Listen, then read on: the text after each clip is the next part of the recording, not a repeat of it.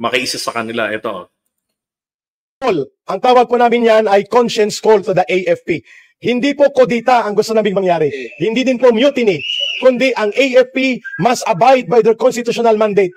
At ano po yung nakasaad sa Konstitusyon? Article 2, Section 3. The armed forces of the Philippines shall be the protector of the state and the people. When the government, like what we are having right now under Marcos, does not serve the interests of the people, but rather facilitates the crime of plunder, it is only...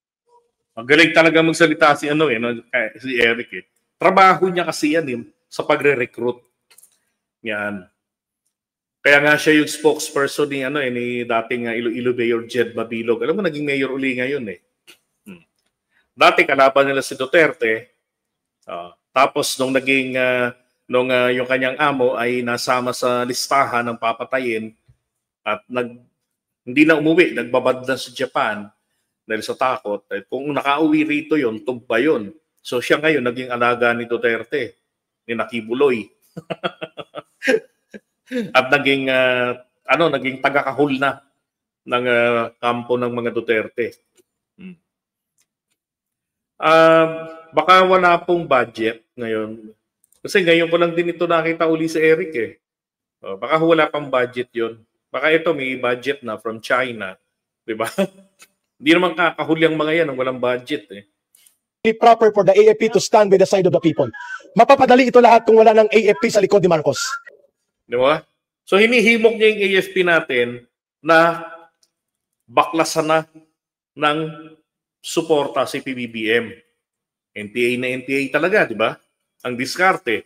Parang lang sige, alisin natin yung mga bantay, yung mga gwardiya, saka natin lusubin.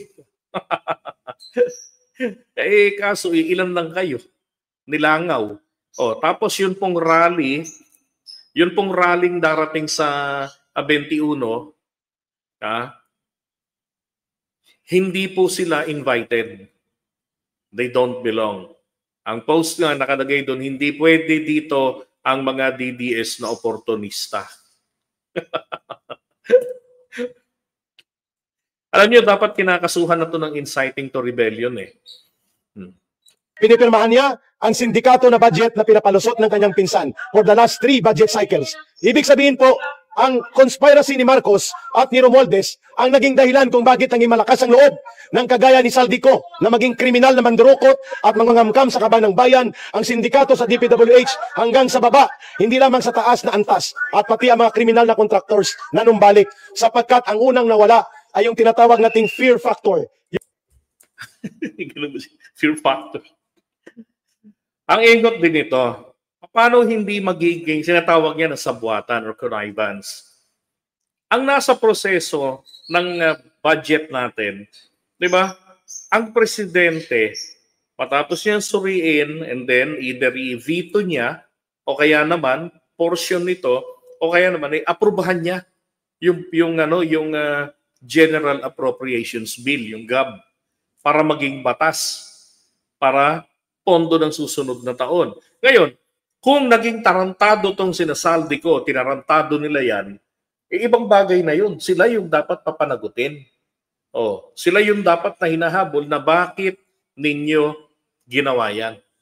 Di ba? Bakit yung budget ng DPWH na para sana sa proyekto ng Pangulo, ang proyekto ng Pangulo, yun dapat yung nasa DPWH sa papatupad. Ang ginagawa, kinukuha nila yung pera, nililipat sa ibang kapritsyong project nila na nauuwi lang naman sa wala. Substandard o paulit-ulit, incomplete o ghost projects. Di ba? So sila yung mga dapat papanagutin doon, hindi yung kung sino yung pumirma ng national budget. Si Duterte nga, tantad ng corruption din eh. Yun ang taon-taon eh. Walang ginawang pagsupil sa korupsyon. Pagsupil sa mga adik, marami. Pero doon siya busy. Pero pagdating doon sa corruption, wala. Nag-ingay lang. Diba? Eric, kaya sabi ko wala kayong karapatan na makialam dyan, makisawsaw. Kasi partaker kayo noon. Wala kayong ginawa. Tahimik kayo. Hindi nyo kinall out si Duterte nung panahon niya sa issue ng corruption sa DPWH, sa DOH, yung mga overpricing doon. Di ba? Sa DepEd. Oh, wala kayong kinall out doon eh, anak ng tutsang. Oh. Yung pagkatakot na may kalalagyan ka kapag ikaw ay nagnakaw sa kaban ng bayan. Ang pangalawa, there is no certainty of conviction na makikita ngayon na kahit magnakaw ka, pwede kang tumakas, magtago, kagaya ng ginagawa ngayon nila Saldico. Iyan ang ating dahilan kung bakit lahat ng ito mapapanagot natin kung mapapalayas natin si Marcos sa poder at kapangyarihan. Pero hindi sa pamamagitan ng karahasan. People power na mapayapa, tuloy-tuloy, ngunit play safe eh, no? Pero hindi sa karahasan. Takot din siya kasi pagka mamaya pumalpak, di ba? Huli to. Kulong na naman siya. Oh. Magbubuko Diyos na naman siya. Mula alas 6 ng gabi hanggang alas 12. Ang tawag nila, hunger strike. hindi tayo titigil na hindi siya bumababa. Pangalawa, mapapadali kong lahat ng ito. Kung dumagsa ang tao sa lansangan, mapipilitan ang Armed Forces of the Philippines to withdraw support from the Commander-in-Chief. Kung dumagsa, ang problema nasaan? Nilangaw na naman kayo. Di ba? Ay. Ito ang pinakamabilis na transisyon. Hindi tayo lalabas doon sa constitutional line of succession. Ibig sabihin po, nasa batas pa rin ang pagkilos natin. Let the constitutional line of duty of the armed forces be their call of conscience. Ano po yun? That the armed forces of the Philippines shall be the protector of the state and the people. And Marcos and Romualdez are not the state. They are not the government either.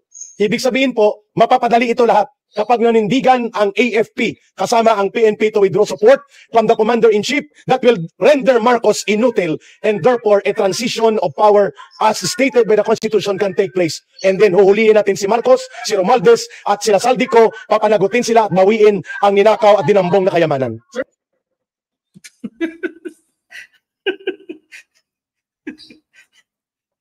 Kay Sara, tahimik, hindi makangalgal. Amo kasi. Diba? Amo kasi. Kahit sabihin natin maliit, walang 1 bilyon yung, yung tinarantado nila Sara sa OVP na budget ng confidential funds. Ganun pa rin yun eh. Parang sili lang yan. Maliit na sili, siling haba. At yung dalawang klase yan, yung isang maanghang at yung isang matamis na pang dynamite. Inalagyan ng cheese. At saka yung bell pepper, lahat yan, sili rin yan. Diba? Ay nako, Eric. Kaya ipapanggap ng isang makabayan pero lumilitaw isang aso ng mga Duterte. Yung mga ganyang klaseng speech nito, nahahuhuli mo agad eh yung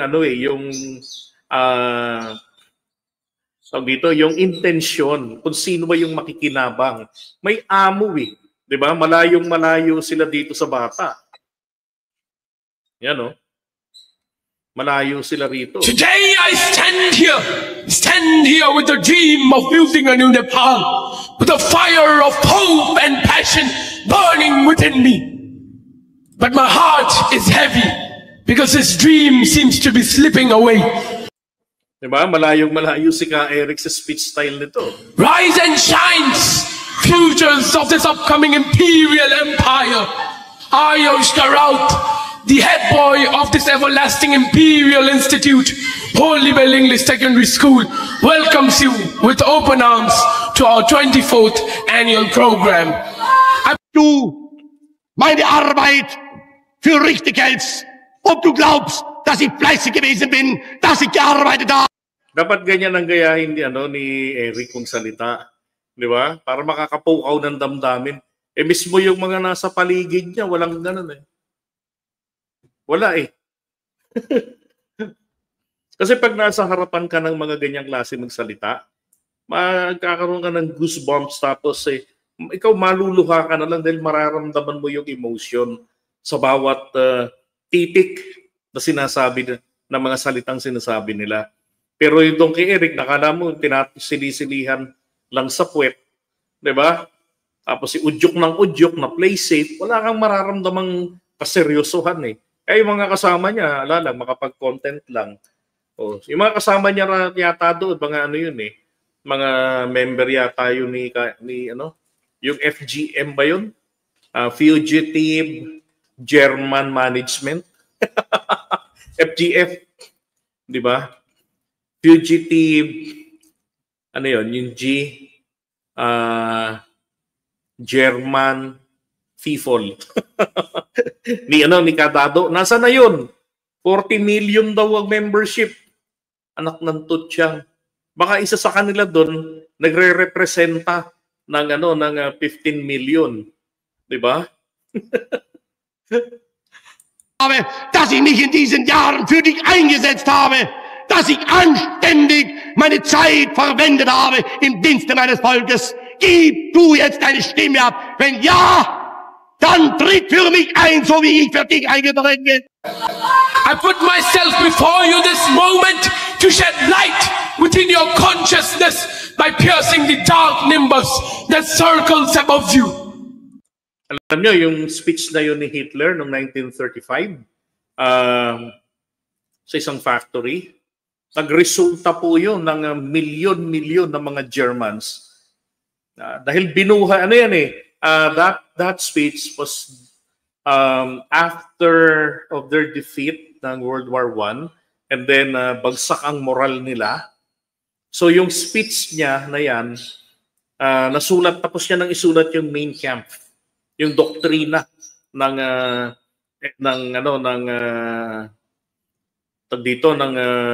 grupo nila.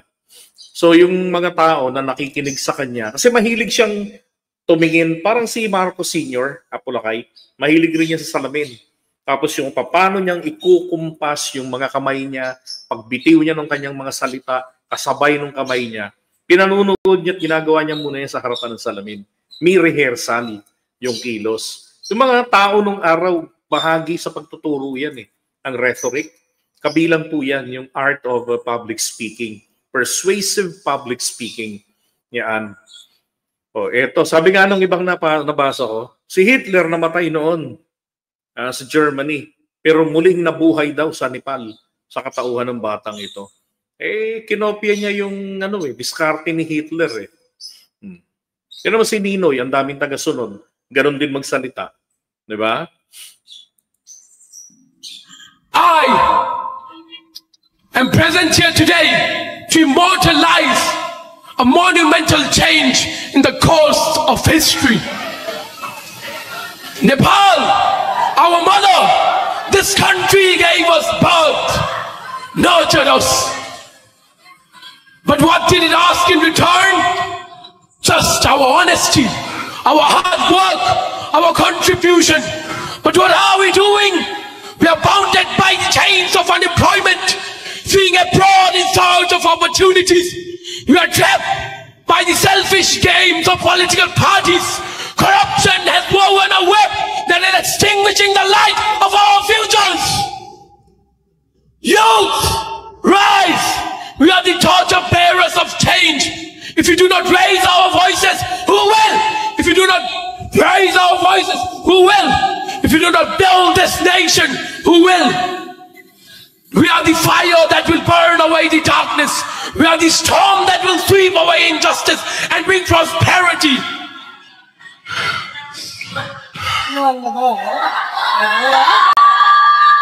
Grabe, hinihingal siya. Our ancestors shed their blood to give us this nation. We cannot sell it. We cannot lose it.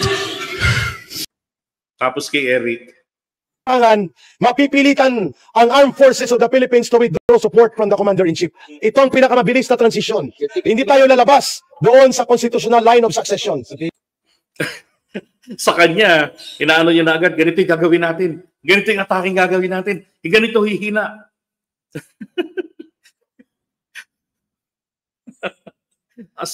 Assumptionista ata si Eric no?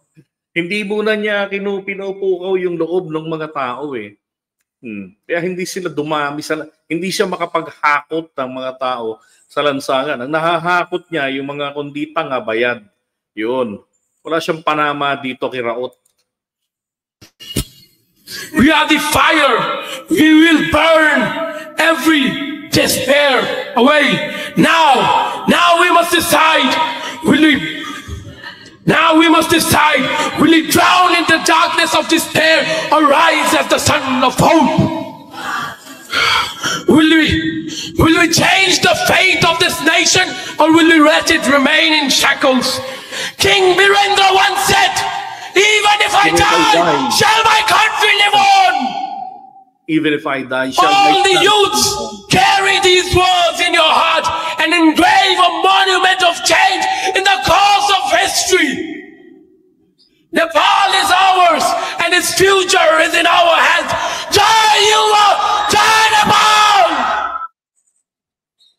Diba? Walang panama si Ka Eric dito kay Raot. Sabi ni Cloudy. Tama po, nung bata ako, napapanood ako sa bintana, nagpa-practice ng speech, nag-aaral daw ng law. Ang mga speaker, tinuturuan nga daw ng public speaking. That's correct. Meron ako subject sa iyo niyan public speaking. Meron kami niyan. Tapos, kami ng isang public speech. Then, yung hindi pa namin napanood. So, kinukuha namin yung mga luma. Then, bibigyan namin ito ng buhay. Paano? Kudlit-kudlitan, few words, yung ganun. Kasabay ng rhythm ng iyong paghinga para hindi ka naman biglang himatayin pagkatapos mo. Pagdating mo ng period, bumulagta ka na. Yung eye contact, hindi yung para ka natataranta na baka mamaya may humuli na sa akin dito. Yung ganun, para kang addict. Diba, nagsasalita, tapos yung utak naglalaro, yung mata malikot, gaya kay Eric. No, tsaka yung dun sa EDSA na nagsasalita, yung mga kabataang komunista. DPWH! Magnanakaw! Pag naririnig ko yung mga yun, ay naku, walang panama to sa panahon namin noon. O kilala nyo si Ronald Lumbao ng PMAP? O, kasama ko yun, namin nila PBBM, nila JB Ejercito sa Filipinismo. O, galing magsalita yun. Ang pinakalaging maririnig ko rin, eventually, yun, si Ronald Lumbao. Walang panama rin yun si Eric. Okay, so buyers po muna mga